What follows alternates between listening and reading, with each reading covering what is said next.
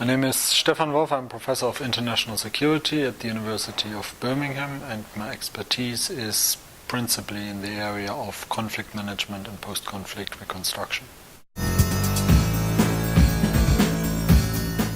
I mean, Twitter is more in a way for me to reach out to the wider world, hear from the wider world, sort of have this engagement, which in that sense then also breaks down the barrier between academia, which might 10, 20 years ago was probably seen as something very aloof, only sort of an expert community that speaks a very funny language can really talk to each other.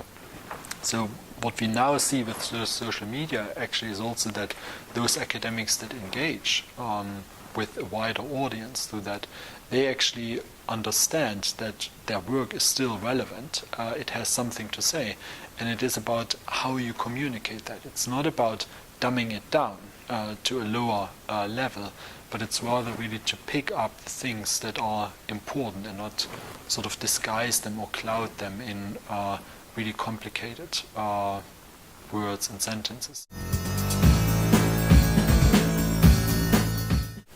I think that's really difficult to do. I mean, there are certain ways in which I think, so if you just have to have a certain amount of professional integrity. I mean, for me, it's integrity as an academic to not just hastily communicate things, but think them through, rely on experience that I have, and also, in a way, try to avoid bias, try to avoid to be too funky, too cool. I mean, that's not what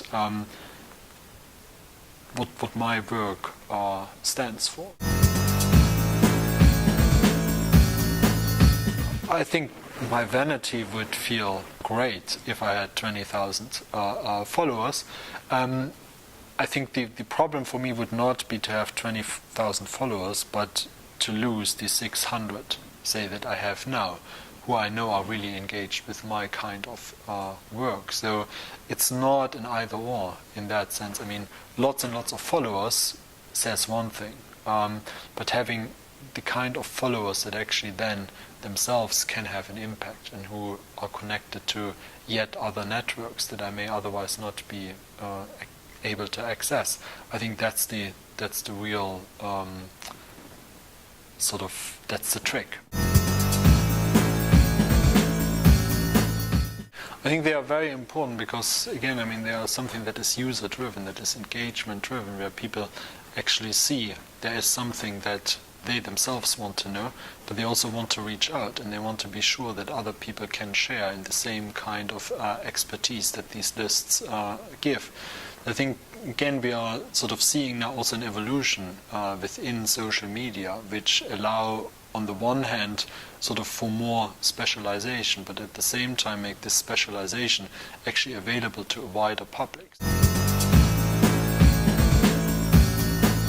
I think the real danger with social networks is that it's very difficult to verify the kind of information that goes around, and I think what we have seen primarily in the Arab Spring, but also earlier in so-called color revolutions in Eastern Europe and Central Asia, is that it's mostly the revolutionaries who use that service.